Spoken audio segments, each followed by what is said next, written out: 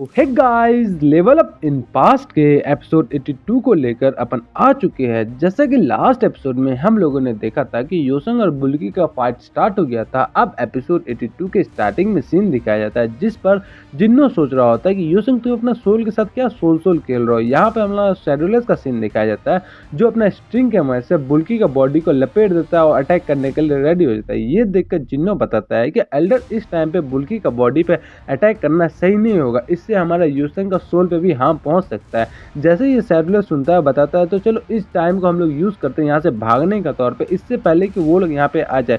जिस पर जिन्नो बताता है ये भी बहुत ज़्यादा मुश्किल है, अगर इस बच्चे का सोल इसका बॉडी में वापस नहीं आया तो हम लोग हमेशा के लिए इसको खो देंगे। जिसको सुनकर शेड्यूलर बताता है तो चलो मैं यहाँ से अकेले ही निकल जाता हूँ क्योंकि वो लोग मेरे पीछे और मैं यहाँ पे अगर नहीं होऊंगा तो तुम लोग का जो बचने का चांसेस है वो और बढ़ जाएगा। ये बोल के जैसे शेड्यूलर वहाँ से निकल रहा होता है सामने से देखता है कि एनिमी का ग्रुप आ गया होता है। जिन्नो देखता है एनिमी को और एनिमी देखता है जिन्नो को। यहाँ पे हम बीस्ट किंग जिन्नो को बताता है तो जिन्नो तुम हम लोग को इसलिए चेस कर रहे थे ताकि तुमको शेड्यूलर मिल जाए। जहाँ पे एक ब्लेड वाला बंदा बताता है कि शेड्यूलर तुम कहाँ भागने की कोशिश कर रहे हो। यहाँ पे हमारा चीता बताता है ओ तो तुम हो जिन्नो। जिसपे हमारा बीस्ट किंग बताता है कि अगर तुम नहीं चाहते हो कि ऑर्थोडॉक्स और अनऑर्थोडॉक्स सेक्ट के बीच में फाइट हो तो तुम इस चीज में इंटरफेयर मत करो, अपना पाँव को पीछे रख लो। जिसको सुन के जिन्नो बताता है कि तुम्हारे साथ गोल्डन बीस्ट किंग पे ये बात शोभा नहीं देता है, अगर तुम चाहते हो कि सारा मैटर पीसफुली रिजॉल्व हो जाए तो तुम हम लोग को यहाँ से जाने दो। ये बोल के जिन्नो अपना अटैक करके अपने आसपास पूरा घेरा बना लेता है आग का। जिसको देख के बीस्ट किंग जिन्नो को देखता है, जिन्नो बीस्ट किंग को देखता है एकदम घूर घूर के।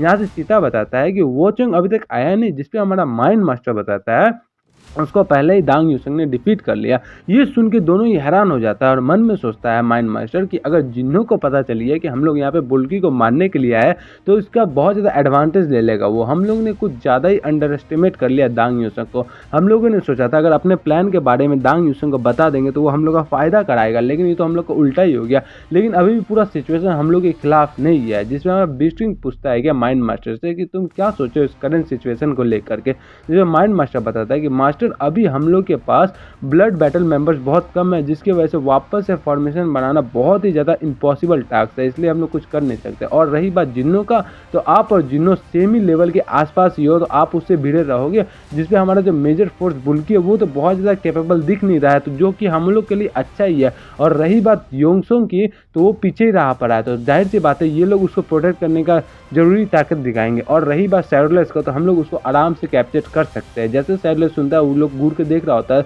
ये बोल के सारे लोग रेडी हो जाता है लड़ने के लिए। तो यहाँ पे हमको बता देता है माइंड मास्टर कि ये हम लोग का विनेबल फाइट है, इस फाइट को हम लोग आराम से जीत सकते हैं। ये बोल के बीस्टिंग अपना बहुत ज़्यादा पावर रिलीज करता है और जिन्नो अपना पावर रिलीज करता है। दोनों एक दूसरे से लड़ने के लिए जा रहे होते हैं और यहाँ पे बाकी सब आर्मी हमारा शेड्यूलर्स पे हमला करने आ रहा होता है। शेड्यूलर्स बताता है ओ तो ऐसे ही खत्म होगा। ये बोल के शेड्यूलर्स अपना स्ट्रिंग निकालता है और जितना भी आर्मी आ रहा होता है शेड्यूलर्स के पास, शेड्यूलर सबको ही खत्म कर देता है। बीस्टिंग को देख के बहुत ज़्यादा हैरान हो जाता है, सारा बंदा देख के हैरान हो जाता है। जिसपे हमारा शेड्यूलर्स बताता है कि तुम्हारे सब बंदा मेरे को बोल रहा है कि मैं बहुत ज़्यादा मैनेज कर किया जा सकता हो। तुम लोग का जब कान भी नहीं फूटा था, तुम लोग जब दुनिया पैदा भी नहीं है तब मैं इस दुनिया में अपना नाम फहरा रहा था, समझ आया। ये सुन के चीता बहुत ज़्यादा गुस्सा होता है। जैसे उस पर अटैक करने जाता है पीछे उसका बंदा उसको रोक लेता है, बताता है कि आगे मत जाओ। जैसे चीता देखता है उसके सामने का जो दांत होता है वो कट गया होता है। चीता ध्यान से देखता है उसके सामने एक पतला सा स्ट्रिंग रहता है। ये देख के बहुत ज़्यादा हैरान होकर बताता है कि लेकिन ये तुमने कब लगा दिया। जिसमें शेड्यूलर्स बताता है कि मैं तुम लोग से यहाँ बहुत टाइम पहले आ गया था, इसलिए मैं यहाँ पे प्रिपेयर करके रखा था कि बुल्की से फाइट करने के लिए क्या क्या लगेगा मेरे को, इसलिए मैं इसको यूज़ कर लिया। जिसपे हमारा बीस्ट किंग बताता है कि ये जो थ्रेड है ये ओल्ड मैन का एनर्जी से बना पड़ा है, तो तुम्हारे पास अगर इससे कम एनर्जी है तो तुम इसको कट नहीं कर पाएगा और तुम्हारा वेपन भी इससे कट हो जाएगा, समझ में आया। जहाँ पे हमारा बीस्टमैन मन में सोचता है लास्ट टाइम इस बंदे का स्ट्रिंग के वजह से मेरा भालू का या कि मेरा उल्फ का पैर भी नहीं कटा था, लेकिन अब मेरा यहाँ पे पावरफुल वेपन सब कट रहा है। इतना सारा एनर्जी कैसे गैदर किया इस टाइम पे। जो है बीस्टिंग बहुत ज़्यादा पावर अपना रिलीज करता है और अपना आर्टिफैक्ट का इस्तेमाल करके उस पूरा स्ट्रिंग को काटने का कोशिश करता है और वो करता नहीं स्ट्रिंग। जिसपे बीस्टिंग भी हैरान होकर सोचता है कि मैंने अपना पूरा 100% स्ट्रेंथ लगा दिया, उसके बावजूद मैं इसको काट नहीं पाया। जिसपे मैं शेड्यूलर्स बताता है कि ओरिजिनली ये जो टेक्निक था ये हेवनली आर्टिफैक्ट को काउंटर करने के लिए टेक्निक था, क्योंकि इसको कास्ट करने बहुत ज़्यादा लंबा समय लगता है लेकिन ये बहुत ज़्यादा इफेक्टिव है। इसको कास्ट होने के बाद बीस्ट किंग भी इसको आसानी से काट नहीं सकता है। क्या लगता है अब क्या करना चाहते हो। अगर तुम लोग चाहते हो सही सलामत रहना तो इस सब के पीछे ही रहना, समझ में आया। ये बोल के हमारा बीस्ट किंग वहाँ पे चुपचाप शांत रहता है और यहाँ पे माइंड मास्टर सोचता है कि ये तो बहुत ज़्यादा गड़बड़ की बात होगी। दोनों दोस्त भी हैरान रहता है और चुप रहता है। हमारा बीस्ट किंग देख रहा होता है सबको सामने में, और सेरुलस देख रहा होता है जिन्नो का, मन में सोचता है ये बंदा मार्शल लीग का बंदा है, लेकिन इतना सिल्ली कैसे हो सकता है। जिसमें जिन्नो बताता है कि जैसा मैंने आपसे एक्सपेक्ट किया था वैसा सेम टू सेम लग गया, जिसमें हमारा सेरुलस समझ जाता है कि यहाँ पे उसका इस्तेमाल किया गया है। तो आगे सेरुलस अपना मुंह घुमा के जा रहा होता है, हमारा जिन्नो योसंग को देखता है, बताता है कि अब सब चीज़ तुम्हारे पे। फिर हम लोग को माइंड का सीन दिखाया जाता है जहाँ पे योसंग और बुल्की आपस में फाइट कर रहा होता है, ले लात ले घुसा लड़ रहा होता है दोनों ही, जिस पर योसंग अपना फ्रीजिंग टेक्निक का इस्तेमाल से फाइनली बुल्की को फ्रीज कर देता है। बताता है कि ये बहुत ज़्यादा कम पॉसिबिलिटी था तुमको फ्रीज करने का, लेकिन फाइनली तुम फ्रीज हो ही गया। फिर योसंग बोलता है कि बुल्की मेरा बात ध्यान सुनो, मैं यहाँ पे तुम्हारा बॉडी को टेक ओवर करने के लिए नहीं आया, मैं बस यहाँ पे तुमसे बात करने के लिए आया। वो जो तुम्हारे साथ जो तुम्हारा ग्रुप है उसमें कुछ बंदे ऐसे हैं जो कि तुम्हारा जान के पीछे पड़े, इसलिए तुम लोग उसके साथ मत जाओ, तो मेरा बात ध्यान से सुनो।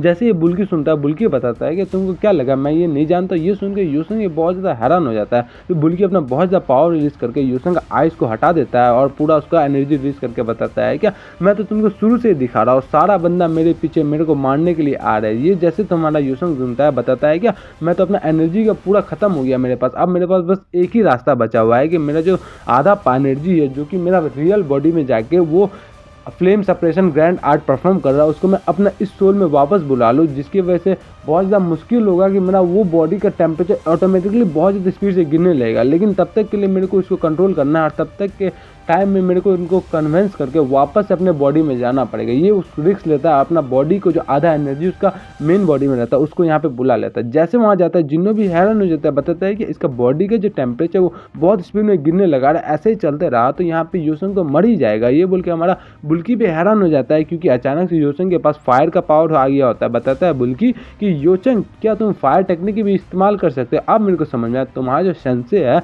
वो तो जिन्नो वो भी फायर टेक्निक इस्तेमाल कर सकता है, जाहिर सी बात है तुम भी इस्तेमाल कर सकते हो। योसंग भी इसको देखता है, लेकिन जिन्नो बताता है, बुल्की बताता है लेकिन जो फायर टेक्निक है वो मेरे पे इस्तेमाल नहीं आएगा, क्योंकि मैं यहाँ पे ट्रूली फायर हूँ, क्योंकि मैं यहाँ पे प्रतिशोध का एक अवतार हूँ। ये बोल के बुल्की अपना ट्रांसफॉर्मेशन कर लेता है, एक बहुत ही ताकतवर चीज़ बन जाता है। योसंग देख के हैरान हो जाता है, बताता है ये फॉर्म तो बुल्की का फादर का फॉर्म है जिसको देख के। लेकिन क्या बुल्की इसको अपना मारना नहीं चाहता? बुल्की का तो एम है कि वो अपना फादर को मारे, लेकिन वो अपने आप को अपना फादर जैसा क्यों ही बना लिया? ये बोल के सोचता है कि अपने आप को भूल चुका है बुल्की पहले से ही, और ये पूरा जो एरिया है बहुत ही ज़्यादा मेरे को एक इरेशनल चिप का फीलिंग आ रहा है। बस मेरे को एक ही चीज़ बस पूरा एरिया से आ रहा है जहाँ पे कुछ भी लॉजिक नहीं आ रहा, मेरे को बस एक ही चीज़ फील हो रहा है, इस पूरा में रेज यानी कि गुस्सा बस मेरे को फील हो रहा है। ये बोल के हमारा योसंग और बुल्की का फादर जो कि बुल्की का रूप में दोनों आपस में फाइट स्टार्ट करता है, जिसमें बुल्की का फादर योसंग में भारी पड़ रहा होता है और योसंग का जो सप्रेशन आर्ट होता है फायर वाला उसको भी सप्रेस कर देता है, उसको ओवर पावर कर देता है योसंग। और बताता है बुल्की का फायर को तो तुम्हारे पास बस इतना ही फायर पावर है, मेरे को लगा तुम्हारे पास कुछ ज़्यादा ही होगा, बस अगर इतना ही पावर है तो तुम मेरे से टिक नहीं सकते। जिसमें हमारे जिस पर योसंग बताता है कि तुम अपने फादर जैसा बंद हो गए हो, आप अपना फादर जैसा बात भी कर रहे हो, क्या तुम अपना पूरा सबकॉन्शियस माइंड को उन्हीं की तरह छोड़ दियो? ये सुनकर योसंग बहुत ज़्यादा हैरान हो जाता है, क्योंकि योसंग का जो बॉडी है वो फ्रीज होने लग जाता है। योसंग सोचता है क्या मैं अपना बॉडी का लिमिट में आ गया, मेरे पास अभी और ज़्यादा मेरे को समय चाहिए, ये तो बहुत ज़्यादा जल्दी आ गया। जैसे योसंग देखता है तो आगे में दिखाया जाता है योसंग को कोई एनर्जी सप्लाई कर रहा होता है। यहाँ पे हमारा जिन्नो योसंग को बाहर से सोल कार्मिंग फॉर्मेशन से उसको हील कर रहा होता है, उसका बॉडी में टेम्परेचर भेज रहा होता है। योसंग सोचता है क्या जैसा कि एक्सपेक्ट किया था, मेरा जो मास्टर है यानी कि जिन्नो वो परफेक्टली टाइम पे आ गया है, अब मेरे पास कोई ज़्यादा प्रॉब्लम नहीं, मेरे को बस एक चीज़ सॉल्व करना है, मेरे को इस बंदे को किसी तरह से इस जगह का प्रॉब्लम खत्म करना है। मैं अगर 2 साल पहले का बात होता तो मैं शायद कुछ कर भी सकता था, या फिर मेरे पास अगर नॉमगन जैसा पावर होता है, स्ट्रॉन्ग पावर, तो मैं इसको सरपास कर सकता था, लेकिन अब मैं क्या ही करूँ। ये देखता है कि वहाँ पे एक स्वॉर्ड रखा रहता है, योसंग देख के हैरान हो जाता है, क्योंकि ये स्वॉर्ड मारा मुसा का होता है, मियामोटो याद है उसी का स्वॉर्ड है, ये 2 स्वॉर्ड में से एक स्वॉर्ड। लेकिन योसंग सोचता है ये स्वॉर्ड तो उसके बाहर में रखा हुआ बॉडी के पास, लेकिन इसका ये स्वॉर्ड इसका सोल के पास कैसे ही आ गया, ये कैसे पॉसिबल है? लेकिन जब तक ये योसंग सोचता है तब तक उसका जो फादर है योसंग पे अटैक करने के लिए आ जाता है। योसंग उसे बचता है, लेकिन उसका फादर और उसको एक किक मारता है, जोर से जाके योसंग एक दीवार पे जाके टकरा जाता है। फिर योसंग उधर से खड़ा होता है और उसको देख रहा होता है, जिसमें हमारा फादर बता रहा होता है कि तुम कितना ज़्यादा जिद्दी हो, चाहे मैं कितना भी ज़्यादा ट्राई कर दो, तुम क्या मेरे माइंड से यहाँ निकलोगे नहीं, ये पूरा जगह पॉइजन से भर पड़ा है। जिसमें योसंग उसको देखता है, बताता है कि मैंने तुमको पहले ही बता दिया है, तुम अपना फादर के जैसे क्यों बन चुके हैं, तुम अपना फादर से इतना ज़्यादा हेट करते हो, तुम अपने फादर को मारना चाहते हो, तो तुम अपने आप को अपना फादर जैसा क्यों बना लिए हो? क्या तुम अपना खुद का आइडेंटिटी नहीं रख सकते हो? क्या तुम इतना ज़्यादा पेन में हो अपना सबकॉन्शियस माइंड में कि अपने आप को हरा दियो, अपने फादर की जगह पे लग दिया? क्या होता है, चलो यहाँ पे जाने ही तो। जिसपे उसका फादर बताता है कि किसी से नहीं जला, बस पेस से तुम्हारे जैसा बंदा क्या ही समझेगा मेरे बारे में। योंग जो ये बोल कर पावर यूज करता है, पूरा तूफान आ जाता है ऊपर में। यूसुंग ऊपर देखता है कि उसके सामने उसका फादर अपना ब्लेड लेके आ जाता है यूसुंग पे हमला करने के लिए। यूसुंग बताता है कि मेरे जैसा बंदा जिसका पूरा लाइफ में इग्नोर किया गया होगा बंदा से, जो कि शुरू से ही बिना कोई टैलेंट का पैदा हुआ, तुम्हारे जैसा बंदा जो कि हमेशा शुरू से टैलेंटेड पैदा हुआ, तुमको तो जा बंदा इग्नोर भी नहीं किया। ये सब सुन रहा होता है हमारा फादर उस पर अटैक करने के लिए जाता है। उससे पहले यूसुंग बताता है कि तुम मेरे को कंप्लेन कर रहे हो जो कि अपना पेन अपने अंदर बैठाए रखा है। तुम्हारा जैसा बंदा क्या ही बोल सकता है? तुम्हारे जैसा बंदा जो कि स्ट्रेंथ के लिए इजीली किसी के ऊपर निर्भर हो सकता है। कभी तुम अपना सिंगल डे में आ जाते हो, कभी तुम उस श्रृंगार का इस्तेमाल करने लगते हो, कभी तुम बीड़ी का इस्तेमाल करने लगते हो, कभी तुम बुद्धा रैली के पीछे एकदम पागल ही की तरह पीछे ही पड़ जाते हो। तुम्हारे ऐसा बंदा कैसे सरपास करेगा अपना फादर को? अगर तुम अपने फादर को सरपास भी कर लिए तो अपना फादर को डिफीट करने के बाद क्या ही बन जाओगे? ऐसा बंदा जो कि अपने पे सेल्फ कंट्रोल ना रख सके। आगे बताता है कि स्ट्रेंथ जो वो एकदम यूजलेस चीज है जब तक तुम उस पर सेल्फ कंट्रोल ना रख सको। अगर तुम अपना कंट्रोल लूज कर जाओगे और अपना फ्रेंड और अपना एनिमीज को नहीं पहचान पाओगे और तुम जिसका मन जिस पे अटैक करने के लिए चले जाओगे तो तुम्हारा पूरा दुनिया ही दुश्मन बन जाएगा, तुम्हें पूरा दुनिया ही मारने की कोशिश करेगा। समझ में? इसलिए स्ट्रेंथ वो नहीं होता है कि जिस पर्सन को कोई हरा नहीं सकता। स्ट्रेंथ वो होता है जिस पर्सन को सब लोग फॉलो करना चाहे और फॉलो करे। तो तुम्हारे पास बस एक ही चीज़ है कि तुम अपना इस पावर को अपने विल पावर से कंट्रोल करो और ऐसा करो कि तुम्हारे फादर से ज़्यादा फॉलोअर्स तुम्हारे ही बन जाए, ज़्यादा बंदा तुमको फॉलो करने चाहे और तुम्हारा कोई बीच में शॉर्टकट नहीं। ये बोल के अपना मियाँ मोसो का तलवार लेके उसका पेट में घुसा देता। बताता है क्या बस इफोर्ट से स्टार्ट करो। जैसे तलवार घुसाता है उसका भी फादर का जो रूप होता है वो कट जाता है। यहाँ पे हमारा नॉर्मल बुल्की आ गया होता है। वापस से पेजर में सीन दिखाया जाता है जहाँ पे बुल्की का भी होश आ गया होता है, सब लोग को पता चल गया होता है कि बुल्की का होश आ गया होता है।